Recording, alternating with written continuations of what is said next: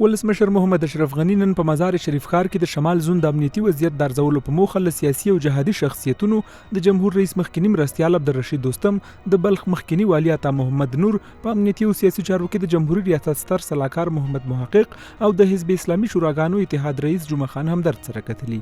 ارګوایي په دې کتنه کې د شمال زون د عمومي وضعیت د ارزونې ترڅنګ د امنیتي او دفاعي ځواکونو تر چتر لاندې د ولسي پاڅونونو د همغږۍ، تجهیز او انسجام په اړه هر اړخیز بحثونه وشول.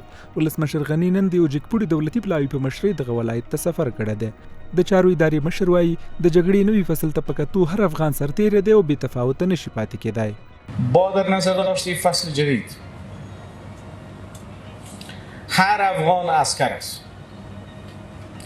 این عسکری اگر در زبان باشه و یا در خط مقدم جنگ باشه به تفاوت مانده نمیتونه. د ولسمشر ستر سلاکار شاه حسین مرتضوی وایي شمال کې د مقاومت او مبارزې پیل د افغان ځواکونو د بری کلي او د وسلوالو طالبانو د ماتې پیل دی.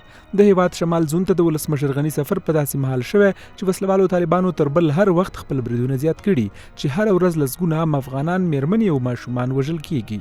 په ورته وخت کې پرون په قطر کې هم د افغانستان د سولې په اړه یوه نړیواله غونډه وشوه چې د ډاکټر عبدالله په مشرۍ افغان هیئت هم پکې ګډون درلود. د قطر د سولې ناسته کې د ګډون څخه وروسته پرون ماښام ډاکټر عبدالله وویل وسلوال طالبان د سولې نیت نه لري او پر جګړې ټینګار کوي.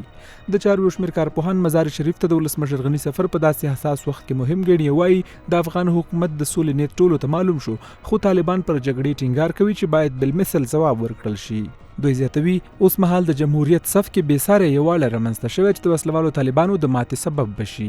د ولسمشر دغه کوششونه د ستایلو وړ دي چې غواړي په شمال کې علما، پخواني جهادي قومندانان، اوسني چارواکي یا هغه نور مشران چې په خپلو خلکو کې نفوذ لري راجمع کی او د طالب خلاف یو منظمه قوه جوړه کی چې تر څو وکولی شي طالب د شمال نه وباسي او د دوی مخنیوی وکړي. دا د ستایلو وړ ده. په ټولنیزو رسنیو کې هم ګڼ شمېر افغانانو مزار شریف ته د ولسمشر غني د سفر په اړه لیکنې کړي او پر دې ټینګار شوی چې د وسلوالو طالبانو پر وړاندې د ملت درېدنه مهمه ده. دوی لیکلي طالب د جهل لښکر دی او د افغانانو یووالی دا لښکر ماتولی شي.